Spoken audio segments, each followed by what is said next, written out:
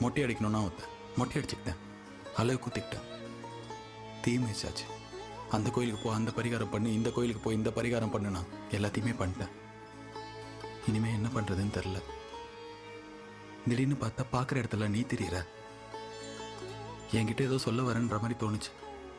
அந்த பாட்டி சொன்னாங்க குலதெய்வம் கோவமா இருக்கும்னு. உனக்கு கோவம் வர அளவுக்கு நாங்கள் என்ன பண்ணோன்னு தெரில. ஆனால் நானும் என் குடும்பமும் ஏதாவது தப்பு பண்ணியிருந்தோன்னா எங்களை மன்னிச்சிடு. ஏதாவது ஹெல்ப் பண்ணு ப்ளீஸ். வேற யார்கிட்ட கேட்குறதுன்னு தெரில. நீ தானே குலதெய்வம், ப்ளீஸ்.